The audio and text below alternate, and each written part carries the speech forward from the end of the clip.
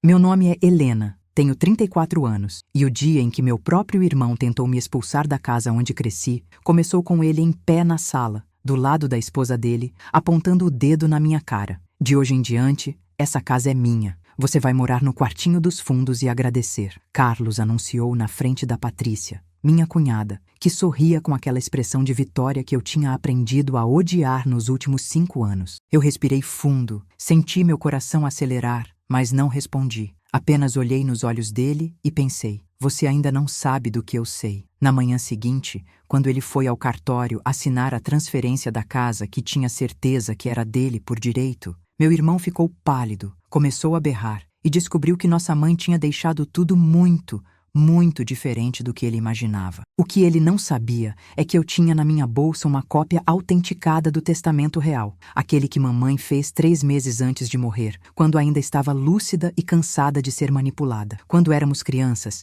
Carlos era meu melhor amigo. 2 anos mais velho, ele me defendia no colégio, me ensinava a andar de bicicleta, dividia comigo o último pedaço de bolo. Nossa mãe sempre dizia, vocês só têm um ao outro, cuidem dessa união. Papai morreu quando eu tinha 12 anos e mamãe criou a gente sozinha, com a pensão dele e o salário dela como professora. A casa onde morávamos era simples, mas era nossa. 3 quartos, quintal com mangueira, aquela varanda onde tomávamos café nas manhãs de domingo. Mamãe colocou o nome dos dois na escritura quando completou 60 anos. Metade para cada um, ela disse. Assim ninguém fica desamparado. Tudo mudou quando Carlos conheceu Patrícia. Ele tinha 28, ela 23. Loira, olhos claros, unhas sempre perfeitas, aquele jeito de falar baixinho, mas com veneno embutido em cada palavra. Desde a primeira vez que ela pisou na nossa casa, senti algo estranho. A forma como olhava para os móveis, como perguntava quanto valia cada coisa, como media os cômodos com os olhos. Que casa charmosa, ela disse naquele primeiro almoço, mas o tom era de quem estava avaliando mercadoria, não elogiando. Nos primeiros meses, Patrícia era educada comigo. Sorria, me chamava de cunhadinha, até me deu um presente no meu aniversário. Mas eu via como ela cochichava com Carlos depois das visitas, como ele começou a ficar diferente, menos presente nas conversas, mais distante. Até que eles casaram, numa festa pequena que eu ajudei a organizar, e 3 meses depois anunciaram que queriam morar com a gente temporariamente, enquanto juntavam dinheiro para o apartamento deles. Temporariamente virou permanente, e a casa começou a ficar pequena para os planos de Patrícia. A primeira humilhação aconteceu num jantar de Natal, 6 meses depois que eles se mudaram. Estávamos todos na mesa. Mamãe tinha feito peru, eu tinha ajudado com as sobremesas. Patrícia olhou para o quintal pela janela e soltou casual. Sabe, sogra, se a gente reformasse essa casa, dava para valorizar bastante. Esse quintal poderia virar uma área gourmet linda. Claro que ia precisar derrubar essa varanda velha e modernizar tudo. Mamãe ficou quieta, mexendo na comida. Eu senti meu estômago embrulhar. A varanda tem 60 anos, eu disse, tentando manter a voz firme. Foi meu pai quem construiu. Patrícia riu, aquela risadinha que parecia simpática, mas não era. Exatamente, Helena. 60 anos. Tá na hora de aposentar, não acha? Carlos não disse nada, apenas acenou com a cabeça, concordando com a esposa. A segunda humilhação foi pior. Mamãe começou a ter esquecimentos. Nada grave no começo, coisas normais da idade. Ela tinha 72 anos. Às vezes, chamava a gente pelo nome errado. Esquecia onde tinha posto as chaves. Patrícia percebeu isso antes de mim e começou a usar. Sogra, a senhora não lembra? A Helena disse que não queria mais morar aqui. Ela quer vender a parte dela pra gente. Eu estava no trabalho quando isso aconteceu. Cheguei em casa e encontrei mamãe confusa, me olhando com uma expressão estranha. É verdade, filha? Você quer ir embora? Meu coração se partiu. Não, mãe. Nunca disse isso. Patrícia estava na cozinha, encostada no balcão, e quando nossos olhares se cruzaram, ela sorriu. Um sorriso gelado que dizia, quem ela vai acreditar, você ou eu, que tô aqui o dia todo com ela? Comecei a desconfiar que precisava documentar tudo, mas ainda não sabia o quanto. A terceira humilhação foi a gota d'água. Era aniversário de mamãe, 74 anos. Eu tinha organizado um almoço com os primos, os amigos dela da igreja. 20 pessoas na casa. Eu tinha passado a semana inteira preparando, comprando, decorando. Na hora de cantar parabéns, quando fui buscar o bolo na cozinha, ouvi Patrícia falando com uma prima distante. Coitada da Helena, né? Solteirona, sem rumo na vida, ainda bem que a sogra tem a gente para cuidar dela. Porque a filha... Bem, você vê, Mora aqui de favor, não contribui com nada e ainda reclama quando a gente tenta melhorar a casa. Senti meu rosto esquentar, mãos tremendo. Respirei fundo 3 vezes. 4, 5. Voltei para a sala com o bolo. Cantamos parabéns e eu sorri a festa inteira. Mas por dentro, algo havia quebrado. E então veio a descoberta. 2 semanas depois do aniversário, mamãe teve um momento de lucidez total. Era uma terça-feira de manhã. Carlos e Patrícia tinham saído. Mamãe me chamou no quarto dela. Estava sentada na cama, com uma caixa de sapatos antiga no colo. Helena, preciso te mostrar uma coisa. Rápido, antes deles voltarem. Dentro da caixa tinha documentos. Muitos documentos. Ela pegou um envelope pardo, mãos tremendo. Fiz um testamento novo, filha. 3 meses atrás, quando ainda estava bem da cabeça. Levei seu irmão no advogado. Ele achou que era para deixar tudo no nome dele, mas não era. Meu coração disparou. O que a senhora fez, mãe? Ela abriu o envelope. Lá estava. Testamento particular, reconhecido em cartório, assinado por ela e 2 testemunhas que eu conhecia. Amigas dela da igreja, pessoas sérias. Li em silêncio. A casa ficava integralmente para mim. Os 180 mil BRL que ela tinha guardado na poupança seriam divididos meio a meio. Mas a casa, meu Deus, a casa era só minha. Por quê, mãe? Perguntei. Lágrimas escorrendo. Ela segurou minha mão e naquele momento estava totalmente presente, como não via há meses. Porque eu vejo como ela te trata, filha. Vejo como seu irmão mudou. Ele era um bom menino, mas casou com uma mulher que só quer o que é nosso. Ela não ama ele, Helena. Ama o que ele pode dar. E eu não vou deixar você ser expulsa da sua própria casa. Seu pai construiu essa varanda com as próprias mãos. Você é quem merece morar aqui, criar sua família aqui, se quiser, guardar as memórias. Ela me fez prometer que não contaria nada. Deixa eles acharem que sabem tudo. Quando eu partir, você mostra isso. E não deixa ninguém te tirar daqui. 3 meses depois, mamãe faleceu. Derrame durante o sono. Eu estava ao lado dela. Carlos chegou de manhã. Patrícia logo atrás. Chorei muito. Apesar de tudo, era minha mãe. Mas mesmo na dor, eu lembrava da caixa de sapatos escondida no fundo do meu armário. O velório foi difícil. Patrícia chorava alto, dramática, enquanto cochichava com Carlos sobre resolver a questão da casa logo. No dia seguinte ao enterro, enquanto ainda recebíamos visitas de pêsames, ela me abordou na cozinha. Helena, a gente precisa conversar sobre a divisão dos bens. Eu sei que é difícil, mas quanto antes resolver, melhor para todo mundo. Mordi a língua. Podemos esperar passar o luto, Patrícia? Ela suspirou, impaciente. Luto não paga conta, cunhada, e essa casa precisa de reformas urgentes. 1 semana depois veio a reunião que mudaria tudo. Se você já foi humilhado por alguém da sua própria família, deixa um like nesse vídeo. E se você quer saber como eu virei o jogo contra meu irmão e minha cunhada, se inscreve no canal e ativa o sininho, porque o que aconteceu a seguir foi além de qualquer coisa que eles poderiam imaginar. Comenta aqui embaixo, você ficaria em silêncio ou revidaria? Nos dias seguintes, comecei a me preparar. Peguei o testamento da caixa de sapatos e fui até o cartório onde mamãe tinha registrado. Pedi uma cópia autenticada. A tabeliã, uma senhora de uns 50 anos, leu o documento e olhou para mim com uma expressão de compreensão. Sua mãe veio aqui pessoalmente. Estava muito lúcida, muito determinada. Disse que queria proteger você. Paguei pelas cópias. Fiz 4. Uma nunca é demais. E guardei tudo numa pasta azul que levei para o escritório onde trabalho. Longe de casa, longe de olhos curiosos. No trabalho, conversei com Júlia, minha chefe e amiga há 10 anos. Contei tudo. Ela me ouviu em silêncio. Apenas acenou com a cabeça quando terminei. Helena, você precisa de um advogado. Um bom. Tenho o contato do Dr. Marcelo. Ele é especialista em sucessões. Confia em mim.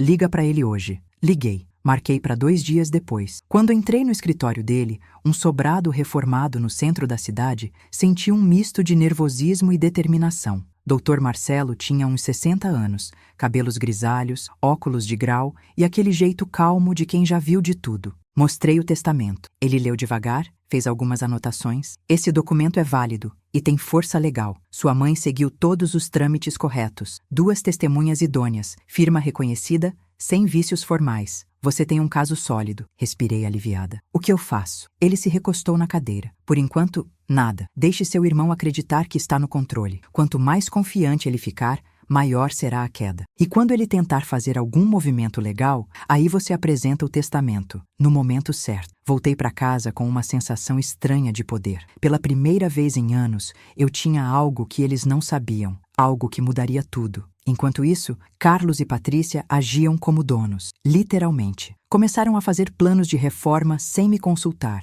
Patrícia trouxe um arquiteto em casa, mediram os cômodos, discutiram derrubar paredes. Quando perguntei o que estava acontecendo, Carlos me olhou como se eu fosse lenta. Vamos reformar, Helena. Metade da casa é minha. Posso fazer o que quiser com ela. Eu mordi a língua. Deixei eles falarem, planejarem, sonharem. Patrícia já escolhia pisos, cores de tinta, falava em fazer uma suíte master no lugar dos 2 quartos do fundo, que incluía, claro, o meu quarto. Você pode ficar no quartinho de despejo que a gente vai construir ali nos fundos, ela disse casual, como quem oferece um favor. Vai ser pequeno, mas suficiente para você, não é? Observei meu irmão nessas semanas. Como ele tinha mudado. O Carlos que me defendia no colégio, que dividia o último pedaço de bolo comigo, não existia mais. No lugar dele, havia um homem que consultava da esposa com os olhos antes de tomar qualquer decisão, que me tratava como uma hóspede inconveniente, que falava de minha casa, quando durante toda a vida tinha sido nossa casa. Uma noite, ouvi eles conversando no quarto. A parede era fina. Quanto você acha que a gente consegue se vender? Patrícia perguntou. Carlos respondeu. Uns 800 mil, fácil. Esse bairro valorizou muito. A gente paga ela tipo uns 200 para sair logo e fica com o resto. Compra um apartamento melhor e ainda sobra grana. Risadas. Sua irmã é tão boba, nem deve saber que tem direito a mais. Se a gente oferecer 200, ela aceita feliz. Aquilo doeu. Não pela grana, pela frieza, pelo desprezo, pela certeza deles de que eu era manipulável, idiota, fraca. 3 semanas depois do enterro, veio a convocação. Carlos marcou uma reunião de família para discutir a herança. Chamou um advogado, não o dele, mas um conhecido de Patrícia, o que já era um sinal de alerta. Marcaram para uma sexta à tarde, em casa mesmo, na sala de jantar. Eu liguei para o Dr. Marcelo. É agora? Perguntei. Ainda não, ele disse. Deixe eles se enforcarem sozinhos. Você vai nessa reunião. Ouve tudo. Não concorda com nada definitivo. Fica de pensar. E me liga imediatamente depois. Combinado. A reunião foi um teatro. O advogado deles, um homem de uns 40 anos com terno mal ajambrado e pasta de couro rachada, chegou com um ar de importância. Sentou-se à cabeceira da mesa, no lugar que era do meu pai. Detalhe que não passou despercebido. Carlos e Patrícia sentaram-se de um lado, eu do outro. Bem, o advogado começou, abrindo a pasta. Estamos aqui para resolver a questão da partilha dos bens da falecida Dona Marta. Conforme a escritura da casa, o imóvel está em nome dos 2 filhos, 50% cada. Correto? Assenti. Correto. Ele continuou. E há uma conta poupança no valor de aproximadamente 180 mil reais, também a ser dividida igualmente. Correto? Correto, repeti. Patrícia me olhava com aquele sorriso pequeno, como quem já sabia o desfecho. Muito bem. A proposta é a seguinte: devido às circunstâncias atuais e visando evitar conflitos futuros, o Sr. Carlos está disposto a comprar a parte da senhora neste imóvel pelo valor de 250 mil reais. É uma oferta justa,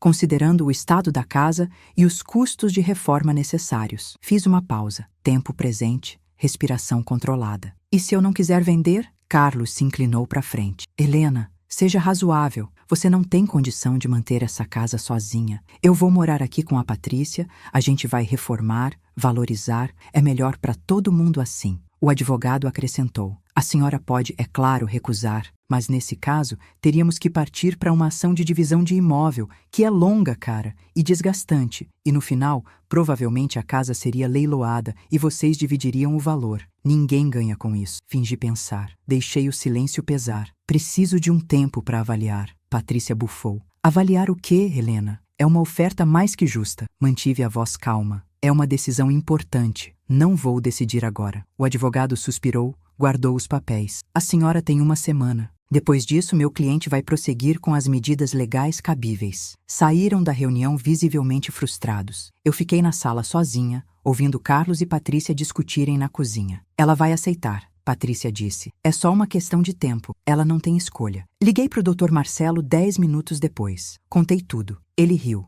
Não um riso maldoso, mas de quem reconhece um cheque-mate se formando. Perfeito. Deixa eles marcarem essa ação. Deixa eles gastarem dinheiro com advogado. Quando chegarem no cartório para dar entrada nos papéis da transferência ou da divisão, aí você apresenta o testamento. Na frente de todo mundo. O impacto será maior. Senti um frio na barriga. De medo. De excitação. de justiça se aproximando. Tem certeza? Absoluta. Confia em mim, Helena. Você já ganhou essa batalha. Só falta eles perceberem. A semana passou devagar. Carlos e Patrícia me evitavam, mas eu os ouvia fazendo planos. Contrataram um empreiteiro, escolheram materiais, até deram entrada numa loja de móveis planejados. Gastaram 15 mil reais adiantados. Vi as notas fiscais em cima da mesa. Pensei em avisar. Pensei em ter pena. Mas lembrei das humilhações, do desprezo, de mamãe segurando minha mão e dizendo: não deixa ninguém te tirar daqui. E endureci o coração. No 7º dia, Carlos bateu na porta do meu quarto. Helena, decidiu?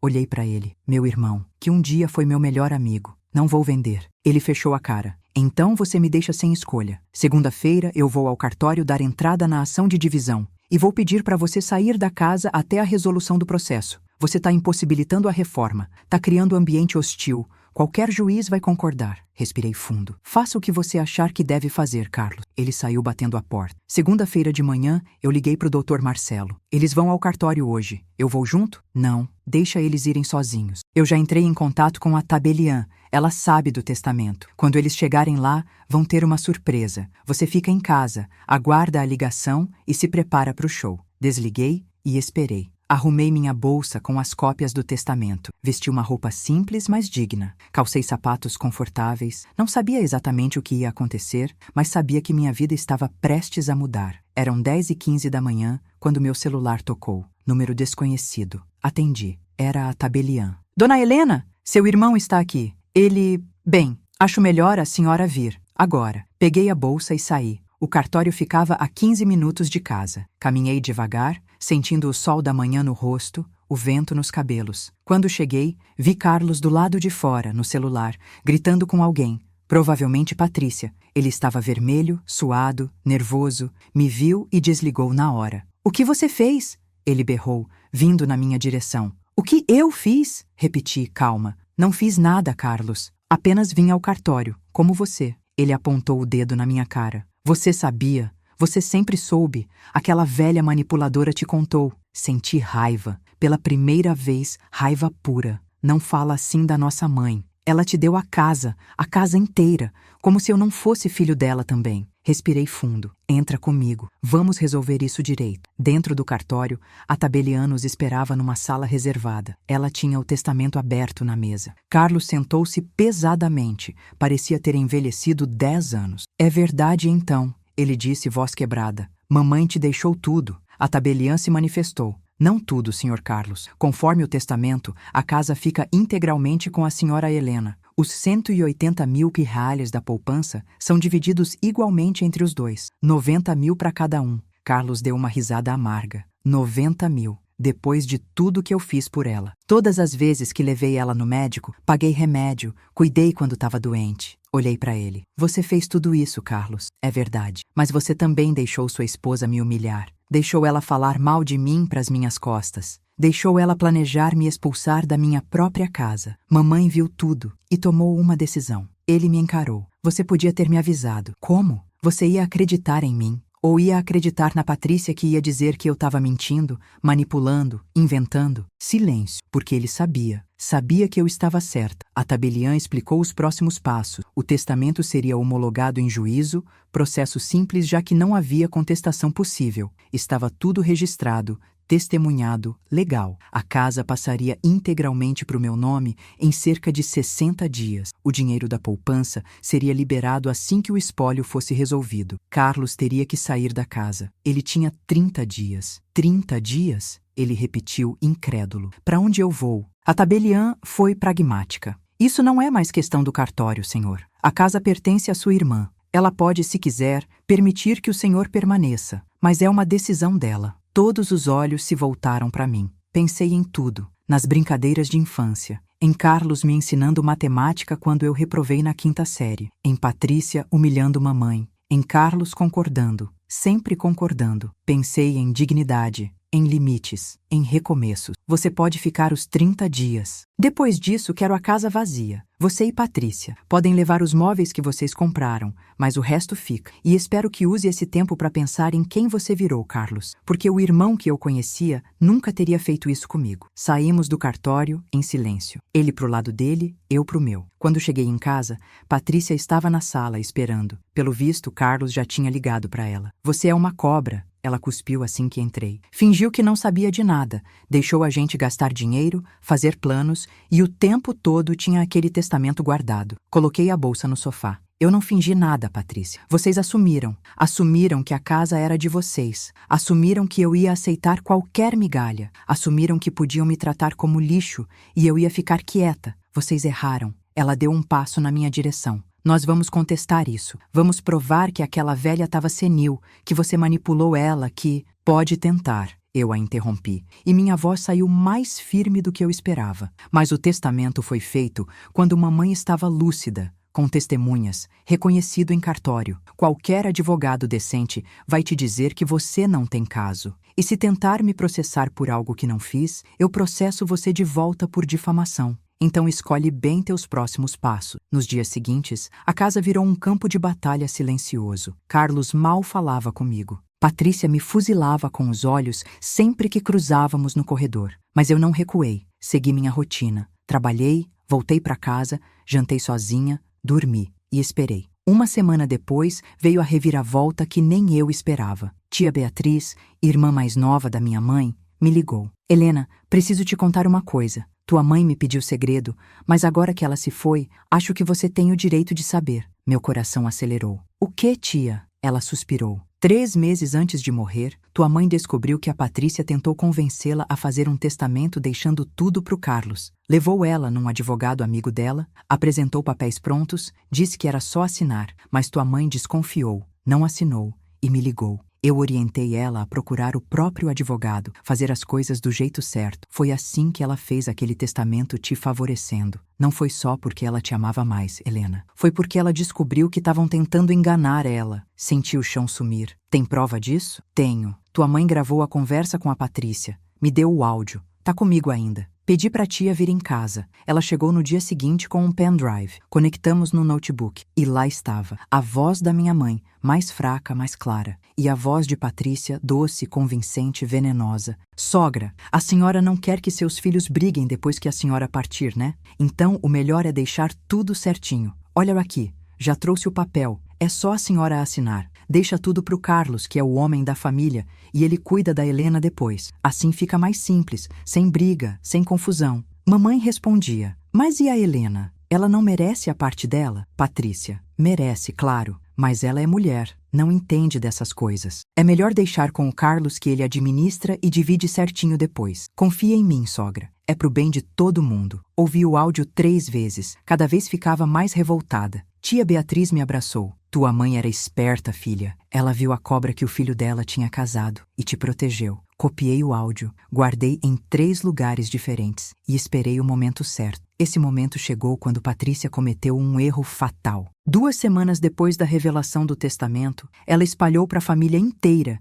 que eu tinha manipulado mamãe, que tinha feito lavagem cerebral numa senhora idosa e frágil, que era uma aproveitadora sem caráter. Primos começaram a me ligar, pedindo explicações. Tios me olhavam diferente na rua. A história que Patrícia contava era convincente. Eu tinha me aproveitado da senilidade de mamãe para herdar tudo, deixando meu irmão na rua. Ela chorava, fazia papel de vítima, dizia que tinha amado minha mãe como uma filha e agora via a família sendo destruída pela ganância. Marquei uma reunião de família, chamei todo mundo, tios, primos, amigos próximos de mamãe, 23 pessoas. Marquei num sábado à tarde, num salão de festas que aluguei só para isso. Carlos e Patrícia chegaram por último, desconfiados. Quando viram a quantidade de gente, Patrícia ficou pálida. O que é isso? Ela perguntou. Reunião de família, respondi. Calma. Você andou espalhando que eu manipulei minha mãe. Agora todo mundo vai ouvir a verdade. Conectei o notebook numa caixa de som.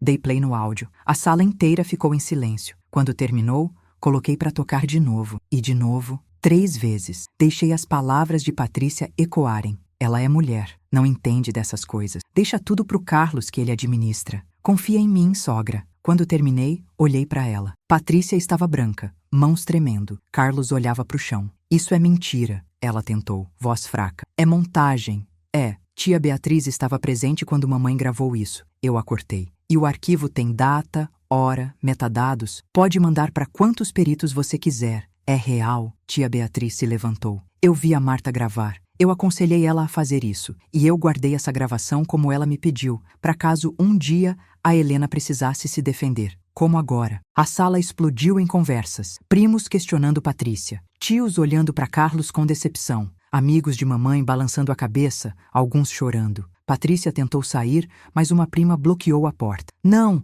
você vai ficar e ouvir. Você caluniou a Helena para a família inteira. Agora aguenta as consequências. Patrícia quebrou. Começou a chorar, aquele choro alto, dramático. Eu só queria o melhor pra gente. A gente precisava dessa casa. A gente merecia. Eu me aproximei. Você não merecia nada que não era seu, Patrícia. E agora todo mundo sabe quem você realmente é. Carlos finalmente falou. Helena, eu não sabia que ela tinha feito isso. Juro que não sabia. Olhei para ele. Meu irmão, que escolheu acreditar na esposa em vez de na irmã, que me humilhou, que deixou me humilharem. Talvez você não soubesse disso específico, Carlos, mas você sabia de tudo o mais. Sabia como ela me tratava, sabia das indiretas, das maldades, do desrespeito, e não fez nada. Porque para você era mais fácil me sacrificar do que confrontar sua esposa. Você escolheu. E agora tem que viver com a escolha que fez. A reunião terminou com a família inteira sabendo a verdade. Nos dias seguintes, Patrícia foi cortada de todos os grupos de WhatsApp da família. Ninguém mais aceitava convite dela para nada. Carlos virou motivo de pena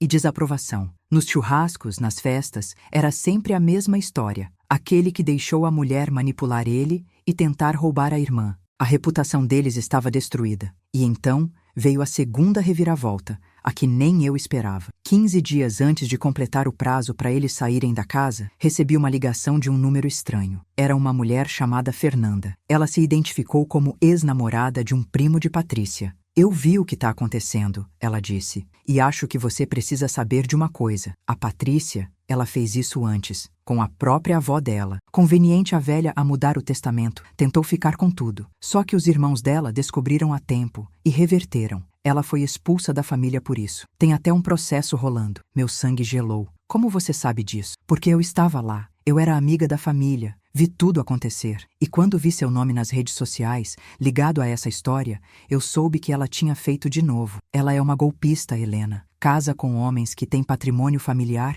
e tenta ficar com tudo. Pedi provas. Fernanda me mandou prints de processos, reportagens de um jornal local da cidade onde Patrícia tinha nascido, até fotos antigas, onde ela aparecia com outro sobrenome. O do ex-marido, que ela nunca tinha mencionado. Patrícia tinha sido casada antes, aos 21 anos, com um homem 15 anos mais velho, dono de uma pequena rede de farmácias. Quando o sogro morreu, ela tentou manipular o testamento. Foi descoberta, o casamento acabou, ela foi deserdada e expulsa. Mudou de cidade. E começou de novo, com o meu irmão. Mostrei tudo pro Carlo. Ele leu em silêncio. Quando terminou, estava chorando. Eu sou um idiota, ele disse. Um idiota completo. Sim, concordei, mas ainda dá tempo de fazer a coisa certa. Ele olhou para mim. Como? Termina com ela, recomeça, longe dela. E talvez um dia a gente consiga reconstruir nossa relação de irmãos. Não agora, mas um dia. Carlos acenou com a cabeça. 3 dias depois, ele pediu o divórcio. Patrícia saiu da casa gritando,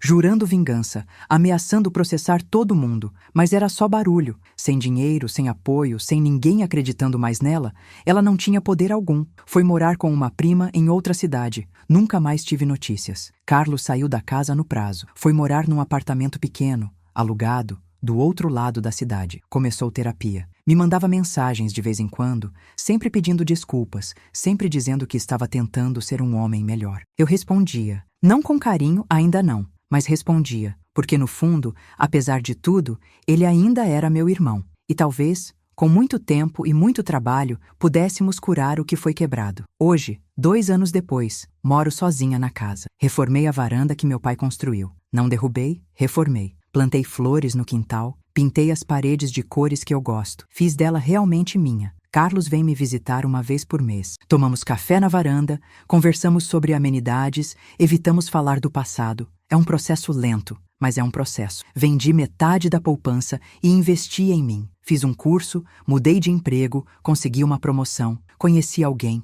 Um cara gentil, que me trata com respeito, que nunca levanta a voz, que pergunta minha opinião antes de tomar decisões. Estamos devagar, sem pressa, mas é bom, é saudável, é o que eu mereço. As pessoas me perguntam se valeu a pena, se eu não me arrependo de ter exposto tudo, de ter machucado meu irmão, de ter destruído o casamento dele. E eu respondo com honestidade: não me arrependo de ter me defendido, não me arrependo de ter honrado o último desejo da minha mãe. Não me arrependo de ter colocado limites, me arrependo de ter demorado tanto, de ter aguentado humilhação calada durante anos, de não ter confiado mais em mim mesma, mais cedo. Aprendi que família não é quem compartilha seu sangue, é quem compartilha seus valores. Tia Beatriz que me ajudou, Júlia, minha chefe que me apoiou, Dr. Marcelo que lutou por mim. Esses são minha família. Carlos pode voltar a ser um dia, mas ele precisa merecer, e eu não vou mais aceitar menos do que mereço. Aprendi que silêncio não é paz. Às vezes, silêncio é só medo disfarçado, e que ter coragem não é não sentir medo, é sentir medo e agir mesmo assim. Eu tinha medo, medo de perder meu irmão, medo de ficar sozinha, medo de ser a vilã da história, mas fiz o que precisava ser feito, e dormi de consciência tranquila. Aprendi que vingança não é sobre destruir o outro, é sobre não deixar que te destruam, é sobre se levantar quando te empurram, é sobre olhar no espelho e reconhecer a pessoa que você vê. E eu me reconheço agora, pela primeira vez em muito tempo, eu me reconheço. A casa onde cresci, onde meu pai construiu a varanda com as próprias mãos, onde mamãe me embalou quando eu chorava, onde Carlos e eu brincávamos no quintal. Essa casa é minha agora, não por ganância, não por sorte, mas porque minha mãe sabia que eu era quem ia protegê-la, quem ia honrá-la, quem ia fazer dela um lar, não um investimento. E eu tenho feito exatamente isso. Hoje você ouviu minha história de como enfrentei a humilhação da minha própria família e virei o jogo. Se você já sentiu essa dor de ser desvalorizado por quem deveria te amar, saiba que eu te entendo. E se você está passando por algo parecido agora, lembre-se, documentar tudo não é ser paranoico, é ser inteligente. Guardar provas não é falta de fé, é proteção legítima. E colocar limites, mesmo em família, não é crueldade, é sobrevivência. Se essa história tocou você de alguma forma, deixa aquele like. Cada like mostra para o YouTube que histórias reais de superação importam, que pessoas reais merecem ser ouvidas. Se você quer mais relatos como esse, de gente que não aceitou ser pisada, de gente que lutou pela própria dignidade, se inscreve no canal agora e ativa o sininho para não perder nenhum vídeo, porque todo dia eu trago uma história nova, um relato verdadeiro de quem enfrentou e venceu. E me conta nos comentários, você acha que eu exagerei na minha reação ou você teria feito a mesma coisa? Tem alguém na sua família que te desrespeitou e você ainda não teve coragem de enfrentar? Você ainda aceita migalhas de quem deveria te dar o prato cheio? Compartilhe a sua história aqui embaixo. Às vezes, só de escrever já é um primeiro passo para a cura, e você pode ajudar alguém que está lendo e pensando: eu não tô sozinho nisso. Compartilha esse vídeo com alguém que precisa ouvir